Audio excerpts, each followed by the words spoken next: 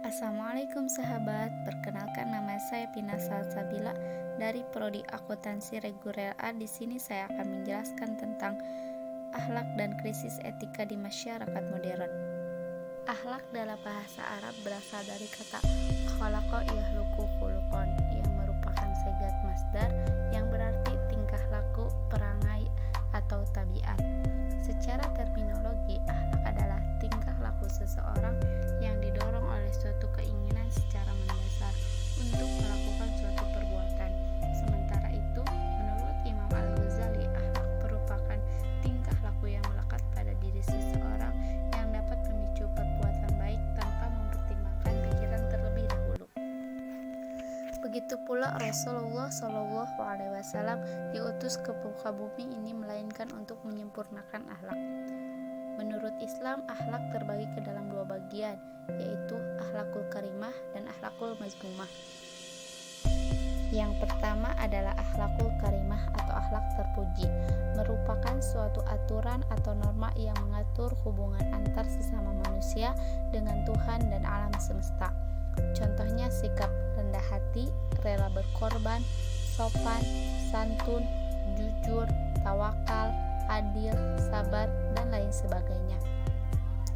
Akhlakul karimah adalah salah satu golongan akhlak yang harus dimiliki oleh setiap umat muslim.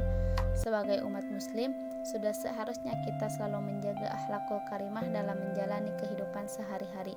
Sebagaimana firman Allah Subhanahu wa taala dalam Quran surat Al-Baqarah ayat 83 yang artinya,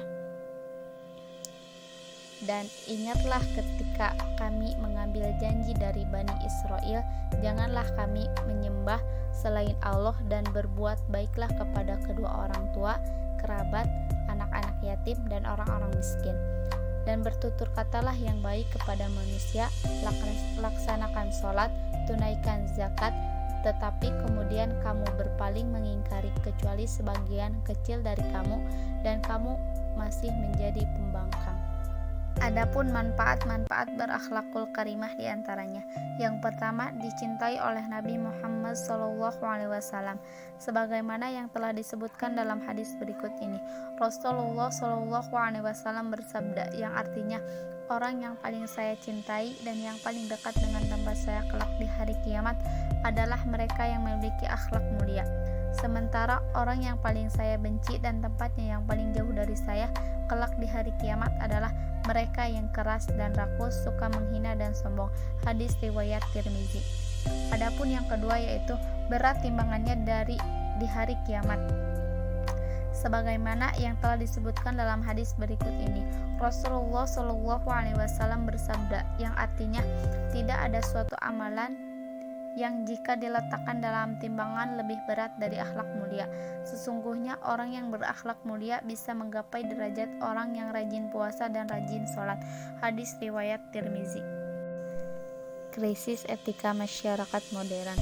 Problematika yang dihadapi masyarakat modern dalam masalah akhlak adalah modernisasi yang semakin maju dan terpengaruh ke dalam sendi-sendi kehidupan. Budaya modern yang melanda kehidupan masyarakat juga terpengaruh kehidupan para pelajar, sehingga para pelajar ikut terpengaruh budaya modern yang merusak akhlak.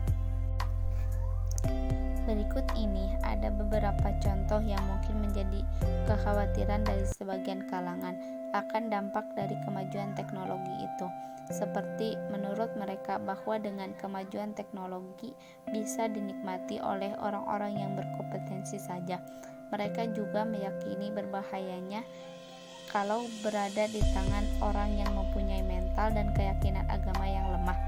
Sebenarnya yang paling krisis yaitu penyimpangan moral dalam aspek etika tersebut, seperti menurunnya kualitas moral bangsa yang dicirikan dengan membudayakan praktek korupsi, kolusi, dan nepotisme. Berbagai konflik yang merajalela antar etnis, agama, politik, ormas, dan lain sebagainya. Meningkatnya kriminalitas di berbagai kalangan serta menurunnya etos kerja di berbagai instansi pemerintah, merosotnya nilai-nilai keadilan, spiritual, kemanusiaan, dan masih banyak lagi. Dengan demikian, manusia mengalami degradasi moral yang dapat menjatuhkan harkat dan martabatnya. Masyarakat kehilangan identitas diri, mereka merasa bingung karena proses modernisasi yang disalahgunakan dapat menimbulkan ketidakberesan di segala bidang aspek kehidupan manusia, seperti aspek hukum, aspek moral, etika, dan tata kehidupan lainnya.